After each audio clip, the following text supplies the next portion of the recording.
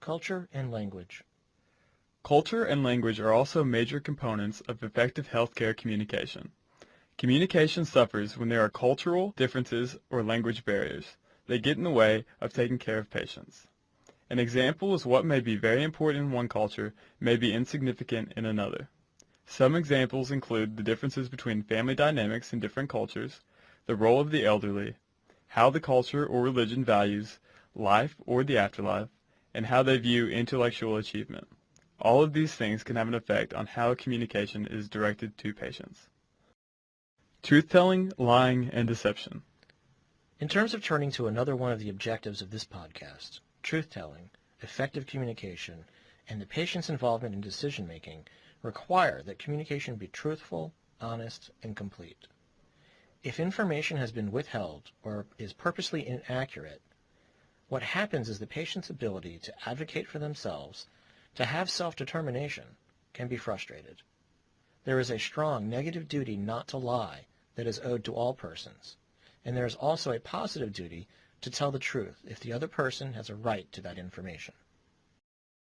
How do you disclose information? Clinicians need to get to know the patient well enough through discussion to discern when and if the patient wants to know certain information. What I frequently teach my health profession students is something called offering the truth. Rather than waiting until a crisis moment, good advanced care planning is required.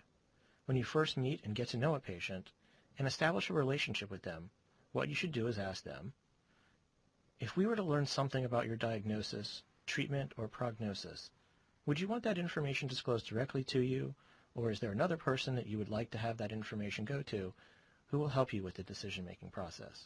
Why that's a good thing is that it avoids the bland assumption that particular religions or cultures fall into one category. An example I like to use is Asian cultures. Sometimes Asian cultures involve more of a family or communitarian decision-making model, and rather than just assuming because someone looks Asian that you should disclose information to them, that you should go right to the family, that can frustrate a patient's self-determination. Perhaps they actually believe that they should receive the diagnosis and they don't want their family to.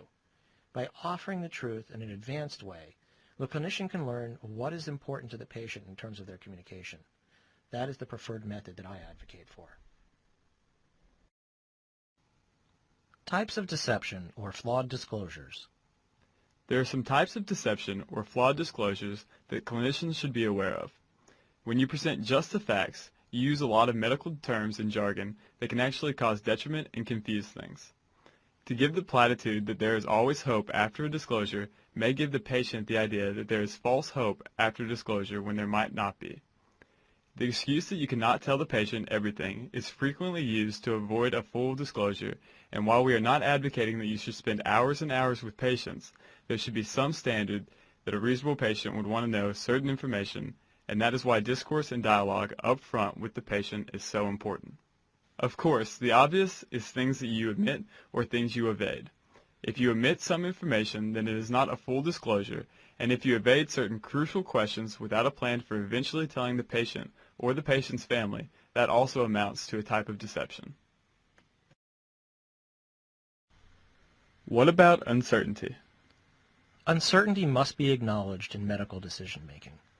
The uncertainty that is inherent in the art of delivering healthcare can often be an overlooked problem in terms of disclosure. There is a natural human fear that we all have of uncertainty, whether it be from the patient's perspective or from a clinician's perspective. And persons that are facing serious illness really want that magical cure, rather than a scientific analysis of probabilities and statistics. So admitting of that kind of certainty might actually frustrate that type of communication, where you want to tell a patient what their 5-year prognosis is in terms of percentages. Moreover, research studies have shown that patients really don't understand that type of probabilistic or statistical information anyways, and how you frame that information can be very, very important. I always make the recommendation that if you are going to be using probability and statistics, you should frame things in both the positive and negative light. So if there is a 20% chance of survival with a certain treatment, you should also let the patient know that in 80% of the cases that treatment is going to fail. Just present both sides of the 100% equation. Disclosure. So we have broached the question of how much information is too much. Here's the recommendation. The patient, by his or her questions, responses, and actions, should guide the decision about how much information is going to be helpful. And of course, you always want to try and use that open-ended question of what additional information would you like me to tell you, rather than saying, do you have any questions? Now, therapeutic errors are a different topic altogether. The ethical principle of respect for patients and their autonomy, and the amount of trust that they should have with their clinicians, demands that clinicians should disclose any therapeutic errors. What about deception? The overriding ethical assumption is that truthfulness normally best serves the patient, and in order for patients to make important medical decisions, they need adequate information. So therefore, it's not best to engage in deception of the patient. What about if it's a terminal illness? There is the urban legend that if I disclose this information to the patient, they will want to kill themselves, or I'll be taking hope away. Research studies indicate that suicide and other negative behaviors as the results of a disclosure of this nature are in fact a rarity. It can actually have a very positive effect, such as mobilizing family support, cohesion, naming the unknown. All of these can be very helpful for a patient and allow them to set realistic goals or a plan for the rest of their life. However, sometimes the consequentialists affirm that consequences should determine the valuation of a deception, such that withholding the truth is permissible and doing so will prevent a direct harm. There is a very powerful critique of this particular ethical stance, and that is predicting consequences in these situations is too complicated, and some would argue even impossible in actual experience, to balance the benefit of lying against the resulting loss of trust. There is an excellent quote that I like to give to my students. On utilitarian grounds, deception may have long-term negative effects on the patient's self-image and may threaten trust in healthcare professionals. Therefore, engaging in deception can actually undermine the trust which is the hallmark and benchmark of the clinician-patient relationship. Therapeutic privilege. This is when a clinician tries to evoke the fact that disclosing information to a patient will cause that patient harm. As you know, we have already mentioned that truthfulness should be the hallmark in the communication process between clinician and patients. Clinicians shouldn't lie, deceive, or manipulate patients through words, actions, or silence. But what about those situations where therapeutic privilege might be ethically justifiable?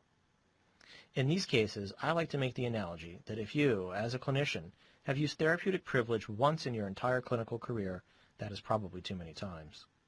The underlying ethical issue and ethical principle is that truthfulness benefits the patient and the patient's ability to make decisions, and not having that undermines the trust that the patient has in the relationship.